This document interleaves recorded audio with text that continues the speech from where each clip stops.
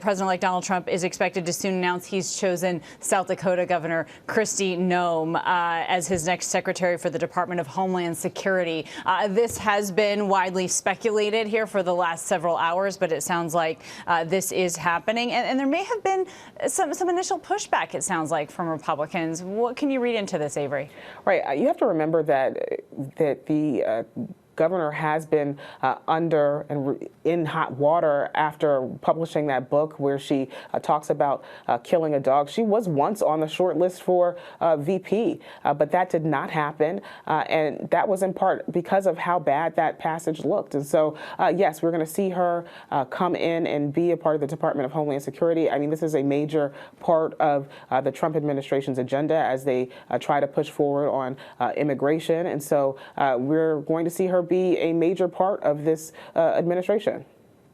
I mean, we know her as well as a staunch Trump loyalist. She was absolutely in lockstep with him throughout his campaign, supporting him. And I'm curious as to your thoughts on how it will look here as she does take on some of his very aggressive immigration policies.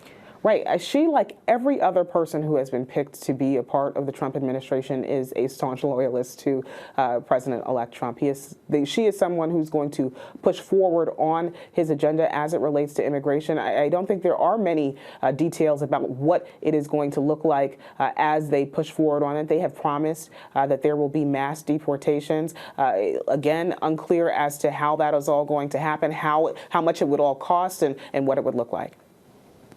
Interesting. Avery Harper, thank you so much. I also want to bring in our ABC News senior White House correspondent, Selena Wang, in West Palm Beach, Florida. And as I go through some of Catherine Falder's here reporting, it's really interesting, Selena, to think about the support that Donald Trump seems to have as he's picking his administration and making this very public. And for the first time, someone's kind of come into the fold now that it sounds like maybe not all Republicans stood behind this choice initially.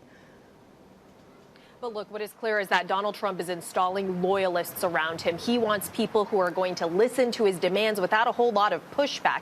And Noem, she is a Trump loyalist. She is a hardcore supporter and defender of President-elect Donald Trump. And as you were just talking about, she was originally on the short list to be his running mate before the controversy came out about her book, in which she said she killed her dog, which she claimed in her book was because this dog was showing aggressive behaviors. But what is critical in all of this, Kana, is that DHS is an incredibly important agency, and Governor Noem is going to be given this sprawling power over this massive agency that employs hundreds of thousands of people. It oversees FEMA, disaster relief. It oversees Customs and Border Protection, immigration and customs enforcement, and FEMA, as well as the U.S. Secret Service. And what her appointment shows as well, I mean, Noem is a hardliner on immigration, is that Donald Trump is taking his campaign vow of mass deportations very seriously. She's going to be working very closely with Stephen Miller, as well as the border czar Tom Homan. Both of them are also hardliners on immigration. So it's going to be really interesting to see how the three of them work together, because remember, during the first Trump administration, Kana, the DHS was in serious turmoil and chaos. They went through 5 different leaders, and only a couple of them were actually confirmed by the Senate. And as you point out here, she will be working very closely with Tom Homan and Stephen Miller as well. And this just sort of, Selena, reiterates what we've been hearing time and time again with who has already been chosen in his administration, that these are loyalists that stood by his side through and through. And we still have some ancillary people that supported him, like Nikki Haley, who we've learned she will not be part of the administration. Donald Trump said that very, very publicly. And I'm curious, Selena, as what you think her appointment really signals beyond just the loyalist movement here. Well, I really think it's a strong signal, in addition to the appointment of Stephen Miller and Tom Homan, about how much this illegal immigration, this mass deportation of undocumented immigrants is going to be front and center. Donald Trump is moving very swiftly to assemble his cabinet in key positions. They've had years to plan for this moment, and he clearly wants to hit the ground running on day one. And they are really making sure that they've got all the forces ready as soon as he gets into office. Now, what's really unique is that Donald Trump is not going to be running again, and they've got limited time to accomplish everything that they've got. You know, obviously he's got that majority in the Senate, potentially as well, likely in the House, but then the midterm elections come in just a couple of years into his term, so they know they don't have a lot of time to accomplish everything that he wants to get done. Oh, that is a really interesting point there, Selena. Thank you so much. And we want to bring this back to Avery here. As Selena rightly points out, they do have to hit the ground running because it is only 2 years until the midterms. And we know that Democrats are already talking about some of their plans to win back some seats in the midterms. And so, Avery, can you sort of bring us up to speed here on who Governor Noem is and how you think she might really work alongside Stephen Miller and Tom Homan, for instance?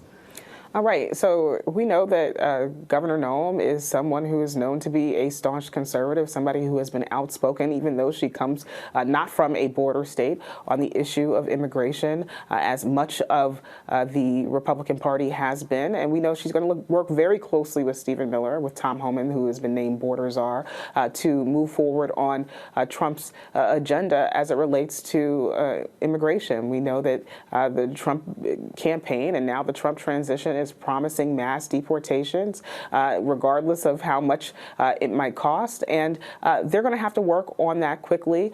We know that the Republican Party may have control of not only the Senate, but also possibly control of the House as well and the White House. And so they're going to be moving forward on that agenda really quickly. It is interesting. Our Avery Harper and Selena Wang, our thanks to both of you.